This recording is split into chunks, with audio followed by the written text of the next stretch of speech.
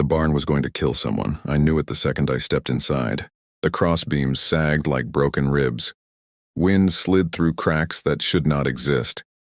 The roof dipped in the middle, tired and dangerous, like it had given up but was still standing out of stubborn pride. I had come here to say no. That was what I did best. I protected people from their own hope. Then I met her. Mara Bennett stood in the wreckage like she belonged there. Dirt already under her fingernails, sleeves rolled up, eyes sharp and steady. She wasn't begging. She wasn't dramatic. She was fighting. And something in me cracked in a way I hadn't felt in 3 years. I'm Ethan Cole. I build houses for a living. Or at least I used to build dreams until I learned how fragile they really are. Now I build safely, carefully. I work alone. I go home to my 7-year-old daughter, Sophie, and I keep my life small enough that nothing unexpected can hurt us again. The truck engine ticked as it cooled behind me while I stared at the barn through a windshield scarred by backcountry roads and bad decisions.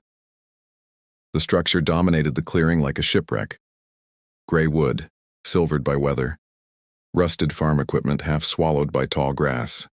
A place forgotten by time and mercy. I pulled on my work gloves, old leather, shaped by years of holding hammers and pry bars. I'd owned them since before Sophie was born, back when my life still followed a plan. Up close, the barn was worse. The foundation had shifted. Rot stained the beams black. One main support post was split down the middle, held together by nothing but habit and luck. I didn't need tools to know the truth. "Mr. Cole?" I turned. She wasn't what I expected. Late 30s, maybe 40. Dark hair pulled into a practical ponytail, jeans that had seen real work, a flannel shirt with no interest in looking cute. Her handshake was firm, honest. "Mara Bennett," she said. "Thanks for coming. I know it's a long drive." 2 hours, I replied, nodding toward the barn. "When did it get this bad?" She didn't flinch. "Honestly, I don't know. My father died 8 months ago. I wasn't ready to come up here. By the time I did, winter had already taken its share. That explained the look in her eyes, not weakness, exhaustion. I walked the barn slowly, cataloging failures the way my brain always did. Roof replacement, framing shot, termites, water damage, more problems hiding behind the walls. "You planning to use it?" I asked. 30 days. The number sat between us heavier than the mountain air. I looked past Mara toward the tree line, toward the view developers would pay good money for. Quiet, remote, perfect for vacation cabins. I'd seen this story before, just with different names. "The barn won't pass inspection," I said carefully. "Even if money wasn't the issue, time would be. You're looking at 4 months of work with a full crew. I work alone." She didn't argue. She didn't cry. She just nodded like I'd confirmed something she already knew. "What if we don't do it the easy way?" she asked. "There's no easy way," I said. "Then teach me." The words stopped me cold. I'd heard plenty of people say things like that. They watched renovation shows and thought effort could replace experience. I was usually gone before the sentence finished. But Mara didn't sound hopeful. She sounded resolved. "I'm a project manager in Denver," she continued. "I know schedules. I know pressure. I can follow instructions. I'm not asking you to lie or cut corners. I'm asking you to help me try." I walked into the barn with her behind me. Light spilled through holes in the roof, dust floating in the beams. The loft floor had partially collapsed. It smelled like old hay and animals that didn't belong there. She stopped near the back wall and pulled a tarp away. Under it was a workbench, not just any bench, handcrafted, solid, perfect joinery, drawers that still slid smooth after decades, tools hung neatly above it, worn but cared for. "My father built this when he was 23, Mara said softly. "He said if you build the foundation right, everything else follows." I ran my hand over the surface. Wood like this didn't lie. "He was good," I said. "He was," she replied. "And this barn was his dream. I know it's just a building, but it's the last thing he built with his hands." I thought about Sophie, about the life I'd built around her. Safe, controlled, small. "I charge $80 an hour," I heard myself say. "Material separate. I don't work Sundays. That's my daughter's day, and if this becomes unsafe, we stop." Mara looked at me like she hadn't dared to hope. "You're saying yes?" "I'm saying I'll assess it properly," I said, "and if there's a way, we'll find it." She smiled then, not relief, gratitude, and that was the moment I knew I was already in deeper than I planned. I got home after dark that night, my shoulders sore and my head louder than the truck engine. Sophie was waiting on the porch, legs swinging, backpack still on like she might need to leave again. "Did you take the job?" she asked. I blinked. "How do you know there was a job?" She shrugged. "You only get that face when you're deciding something important." I sighed. "It's a barn, old, broken, 30-day deadline." "That sounds impossible," she said. "It probably is." She thought about that for a second, then nodded. "Are you going to try anyway?" I looked at her, at the kid who trusted me to make the hard calls. "Yeah," I said. "I think I am." She smiled like that was the only answer that made sense. The next morning I was back on the mountain at 6 sharp. Mara was already there, coffee ready, work gloves on. That told me more than any resume ever could. We started with a full assessment. I marked weak points. She took notes. I explained why something mattered, not just that it did. She listened like it was all important, because to her, it was. By noon, the truth was clear. The foundation needed new piers. The roof had to come off completely. Several support posts had to be replaced or reinforced. The loft floor was a loss. "It's bad," I said, "but the core structure is solid. Whoever built this knew what they were doing." "My grandfather," she said, "my dad learned from him." That explained the bench, the care. "We don't restore everything," I continued. "We stabilize it, make it safe, make it pass." "How fast?" 12 to 14-hour days, no mistakes, no delays. She didn't hesitate. "Tell me where to start." We began demolition that afternoon.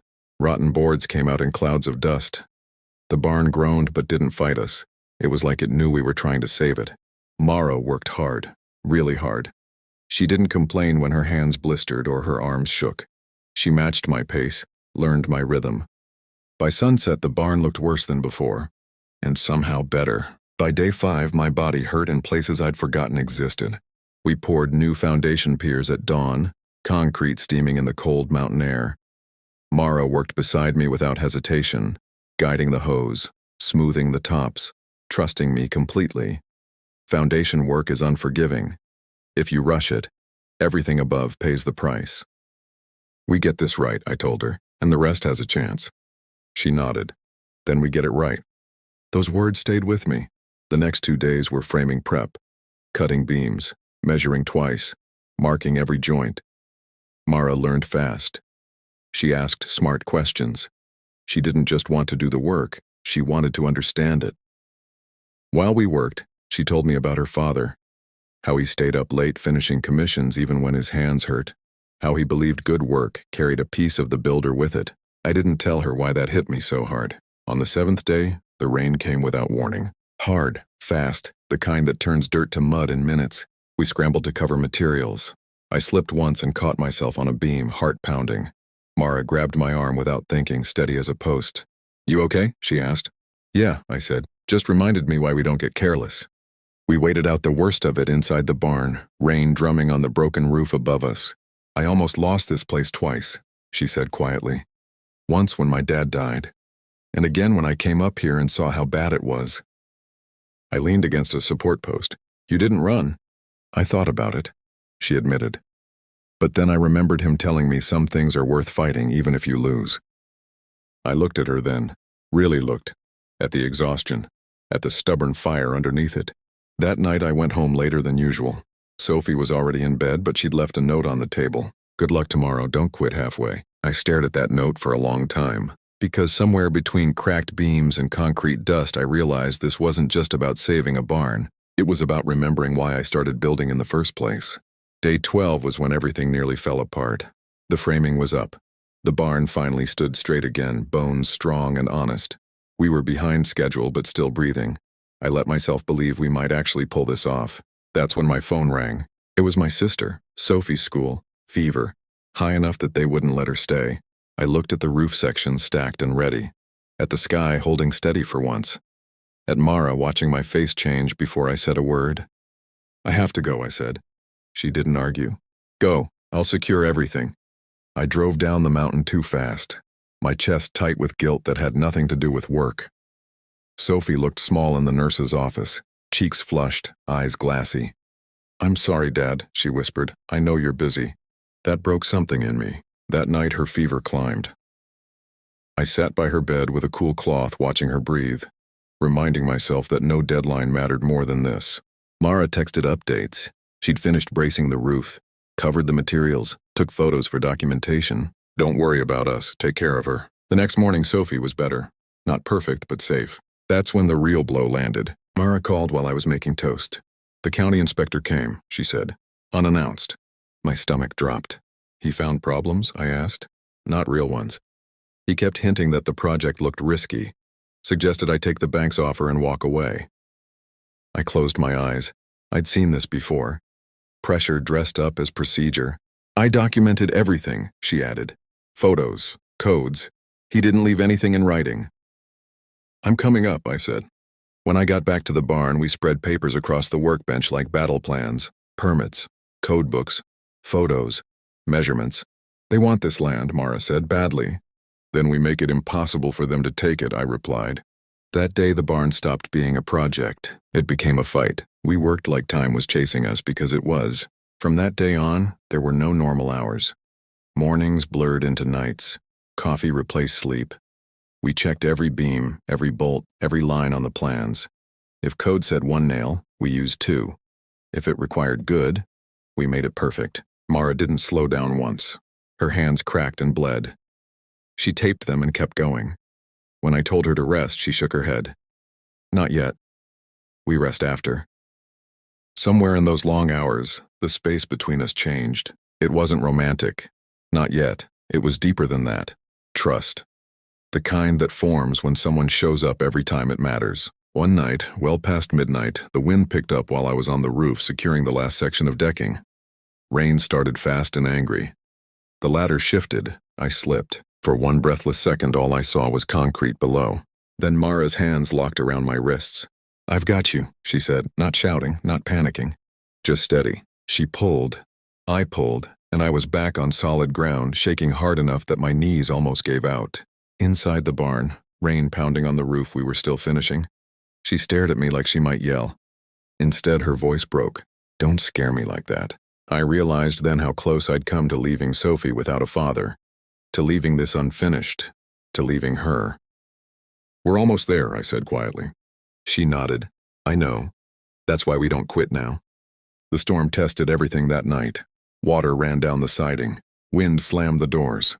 The barn held. Every joint stayed tight. Every beam stood firm. When the rain finally eased, we stood there soaked and exhausted, listening to the silence afterward. "We built something that can take a hit," she said. I looked at her, at the woman who had pulled me back from the edge, who refused to give up even when the system pushed against her. "Yeah," I said, "we did." And for the first time I believed we were going to win. The inspection day arrived colder than it should have been. The barn stood quiet, finished and waiting, like it knew it was about to be judged. I hadn't slept more than 2 hours, but adrenaline kept me upright. Mara stood beside me with a folder thick enough to stop a bullet. Permits, photos, receipts, code sections highlighted and tabbed. "You ready?" she asked. "As I'll ever be." The county truck pulled in right on time. Same inspector, clipboard tucked under his arm, no smile. He moved slowly, too slowly, checking things twice that didn't need it, measuring distances that were clearly within code, looking for something that wasn't there. I answered questions calmly. Mara backed every answer with paperwork. "This beam," he said at one point, tapping it with his pen. "Why was it reinforced instead of replaced?" "Original old-growth timber," I replied. "Stronger than modern lumber. Reinforced to current load standards. Engineer approved." I handed him the report. He frowned, moved on. Outside he checked the foundation. Inside, the electrical. Then the roof. Over and over. Finally he stepped back. "The structure meets code," he said, like it cost him something. "Approved for workshop and storage use." Mara grabbed my hand before I even realized I'd reached for hers. The inspector signed the paper and left without another word. We stood there in silence until his truck disappeared down the road. Then Mara laughed, a shaky, breathless laugh that turned into tears. "We did it," she whispered. I pulled her into a hug without thinking. She pressed her forehead against my chest, breathing hard. Her phone rang. The bank. She answered with steady hands. "Yes, inspection passed. Yes, I'm requesting refinancing and you'll have the documents today. When she hung up, she looked at me like she couldn't believe I was real. My father's barn is safe, she said, because you didn't walk away. I thought about Sophie, about the note she'd left, about the promise I'd made. You fought just as hard, I said. She smiled. So what happens now? I looked around the barn, solid, standing, saved. Now, I said, we finally breathe. The mountain was quiet that evening, like it was holding its breath with us. After the inspector left, we sat on the old workbench, shoulders touching, neither of us in a hurry to say anything. The barn felt different now, not fragile, not desperate. It felt steady. I should get home, I said finally. My daughter's waiting. Mara nodded. Of course. I walked toward the door, then stopped. My heart was doing something it hadn't done in years. Mara, I said, turning back, can I ask you something? She smiled softly. You already are. I took a breath. Are you married? She blinked surprised, then shook her head. No.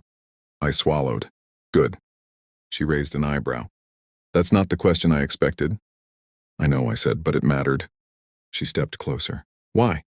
Because I'm a single dad, I said honestly. And I don't let people into our lives unless I know they're real, unless I know they stay. Mara didn't step back. Instead, she asked quietly, Are you? No, I said, I was once. I learned, I stayed. She left. She looked at me for a long moment, then reached for my hand. I'm not looking for perfect, Ethan. I'm looking for someone who shows up. I squeezed her fingers. Then I'm still standing. That night I went home and Sophie met me at the door. You look different, she said. How? Like when you finish building something that actually works. I knelt in front of her. The barn is saved, she smiled. I knew it. And Sophie, I added gently, there's someone I'd like you to know better, if you're okay with that. She didn't hesitate. Is it Mara? I laughed. How did you know? You smile when you say her name, she said simply.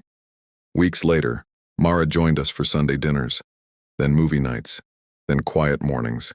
She didn't rush. She didn't push. She just stayed. One evening, standing in the doorway of the barn that almost broke us both, she leaned into me and said, Funny how something falling apart can bring you home.